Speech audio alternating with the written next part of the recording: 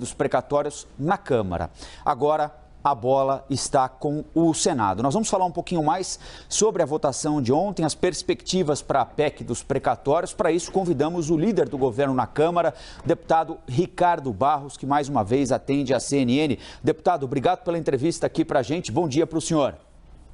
Bom dia a todos. Está agitado aqui, estamos trabalhando. Eu imagino, deputado. Queria, de novo, então, agradecer ao senhor por nos conceder um espaço na agenda e pedir ao senhor que, do ponto de vista técnico, que PEC o parlamento ou a Câmara entrega para o Senado. É uma boa proposta de emenda à Constituição? É aquilo que foi possível arrumar agora para garantir o pagamento do Auxílio Brasil? Qual é o balanço técnico que o senhor faz da PEC que a Câmara aprovou? Bem, o Auxílio Brasil é um programa muito melhor do que o Bolsa Família. É uma rampa de ascensão social, é para que as famílias deixem de precisar do governo. Lá, nós acompanhamos o desempenho escolar, não só a frequência na escola. Premiamos o desempenho no esporte, que pode ser uma possibilidade de profissionalização daquele jovem, daquela criança. E para os adolescentes, curso profissionalizante, gratuito, para que quando ele chegar à idade de entrar no mercado de trabalho, ele tenha uma habilitação. É um programa, portanto, que busca que as pessoas deixem de depender do governo. Não é apenas para manter as pessoas clientes de um programa de ação social. É isso que nós viabilizamos com a votação da PEC. Claro, é a melhor solução? Não. O ministro Guedes falou, nós vamos tirar 8 no fiscal, mas vamos ajudar os carentes, que é a determinação do presidente Bolsonaro. Então, não é a melhor solução, mas se você pensar, nós tivemos em 2020 700 bilhões de reais fora do teto para ajudar o combate à pandemia e os efeitos econômicos da pandemia, especialmente o auxílio emergencial. Neste ano de 21, 100 bilhões de reais fora do teto para ajudar o combate à pandemia, e teremos 30 bilhões no ano que vem. Está perfeitamente razoável, uma vez que a pandemia não acabou ainda.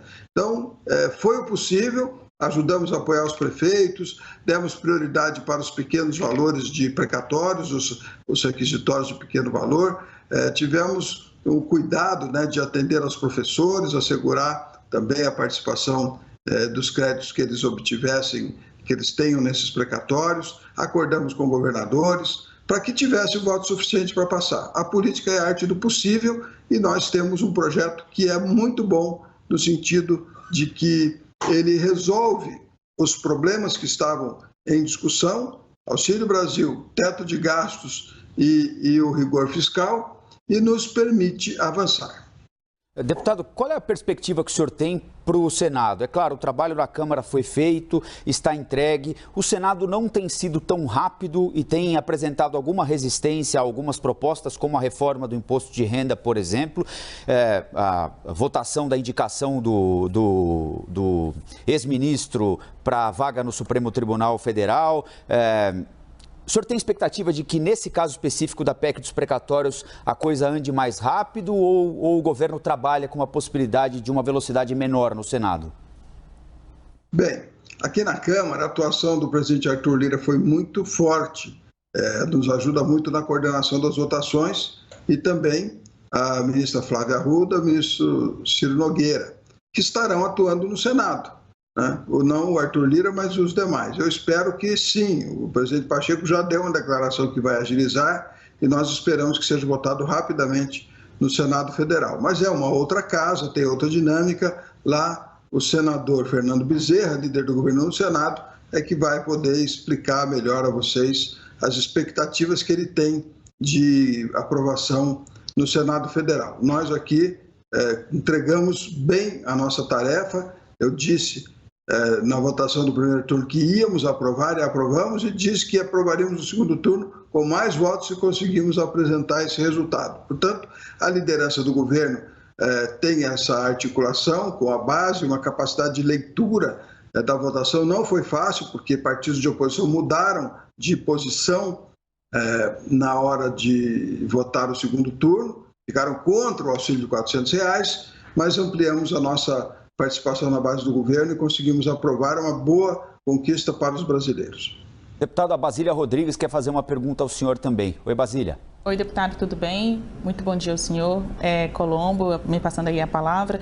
Bom, pela sua última resposta, o senhor atribuiu essa vitória ao desempenho do presidente da Câmara dos Deputados, Arthur Lira. Então, para o senhor, a aprovação da PEC lá no Senado Federal também depende dessa dedicação pessoal do presidente da Casa, Rodrigo Pacheco? E mais uma perguntinha, até quando o governo tem que garantir essa aprovação para conseguir pagar Auxílio Brasil de R$ 400 ainda dentro de 2021?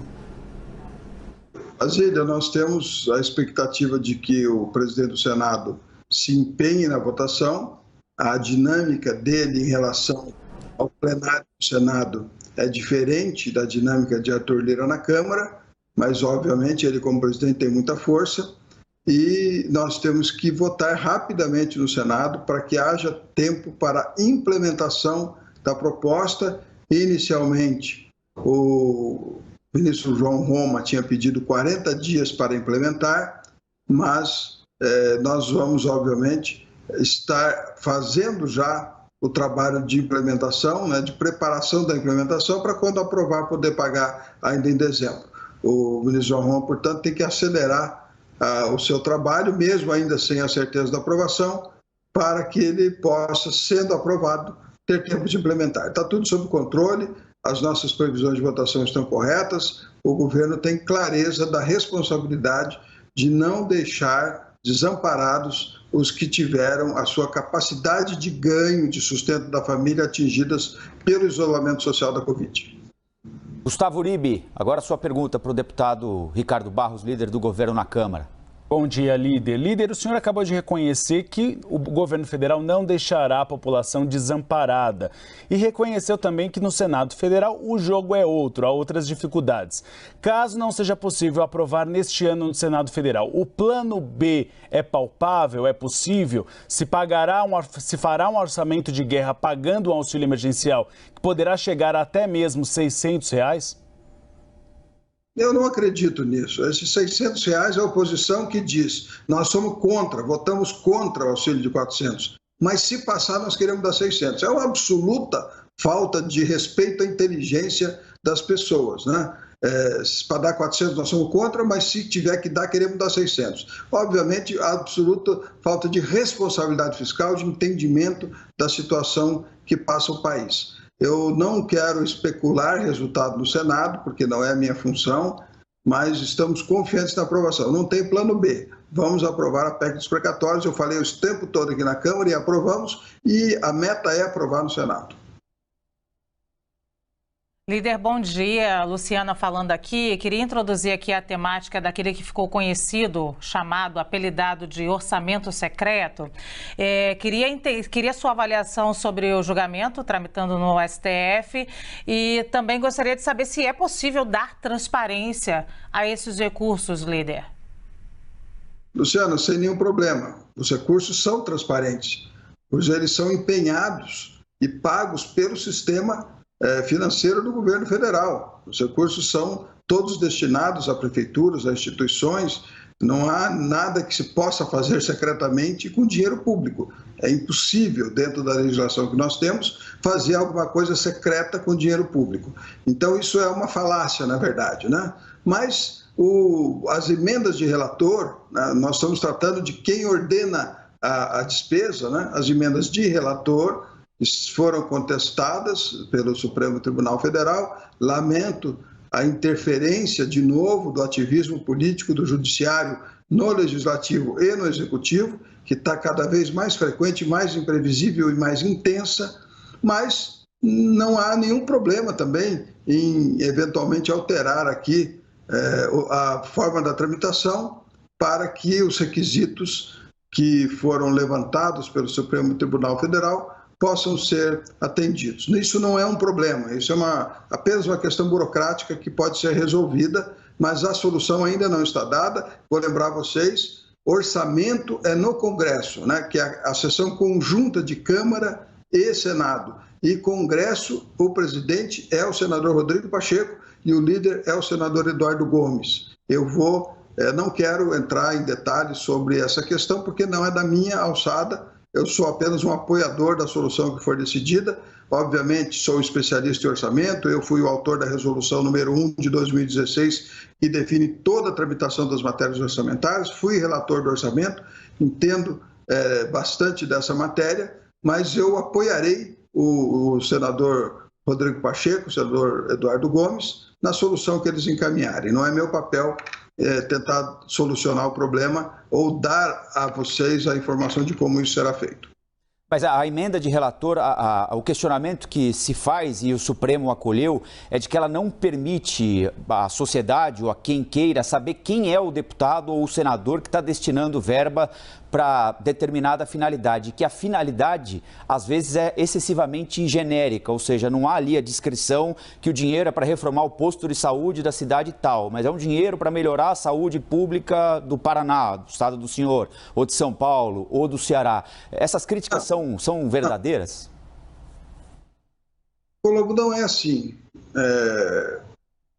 Toda aplicação de recurso público precisa ser inscrita no Ministério, tem que atender os requisitos, ou é custeio, né? É um dinheiro para custear a saúde, que é um dinheiro livre, ou é investimento, é um posto de saúde, pode ser uma reforma, que é custeio também, pode ser uma construção de uma escola, pode ser uma estrada, mas não tem, mandei um dinheiro lá para a prefeitura e ela vai fazer o que quiser. Não existe isso.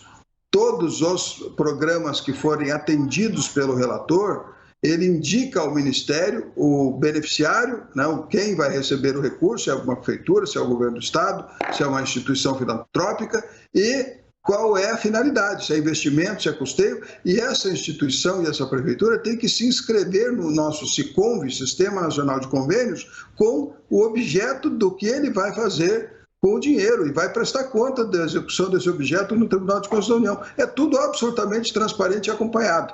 Essa história de orçamento secreto é uma falácia, não tem nada secreto com dinheiro público. A nossa legislação não permite. Basília. Oi, deputado. Pois é, né? O senhor me fez puxar aqui da memória que o senhor foi realmente o relator do orçamento de 2016, que foi um ano super complicado do impeachment da ex-presidente Dilma Rousseff. Então, de fato, o senhor é um articulador profissional, o senhor é um articulador muito experiente na política. Eu vou aqui fazer uma alusão até à CPI da pandemia, que eu sei que é um assunto que o senhor não gosta muito de tratar, e me referir a uma pergunta dos internautas, que eu recebi aqui pelo Twitter.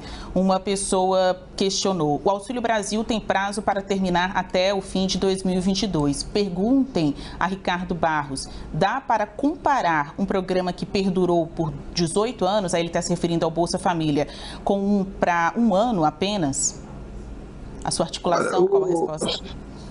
Sim, Basílio, o Auxílio Brasil é a evolução do Bolsa Família. O Bolsa Família foi a evolução do Vale Gás, lá do Bolsa Escola, do governo Fernando Henrique. É natural que o governo entenda melhor a necessidade das pessoas e aplique programas mais evoluídos. Eu falei, desempenho escolar e não frequência na escola. Tem muita diferença você acompanhar se a criança foi na escola ou se ela aprendeu indo na escola. Então, é outro programa. Ele está com o período de um ano por conta desse problema fiscal que nós temos, né, de espaço dentro do orçamento fiscal, mas ele será prorrogado, obviamente, ele é um programa permanente, mas a sua execução fiscal é que está limitada a um ano por conta desta dificuldade que nós temos orçamentária. Por quê? Porque o judiciário pega precatórios, que lá quando eu fui relator do orçamento eram 13 bilhões por ano, neste ano de 21, 45 bilhões, e no ano que vem 90 bilhões.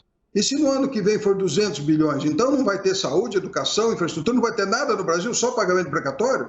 Então, obviamente que a limitação do valor de pagamento precatório é necessária porque é uma limitação também do teto de gastos e na capacidade de arrecadação do Estado.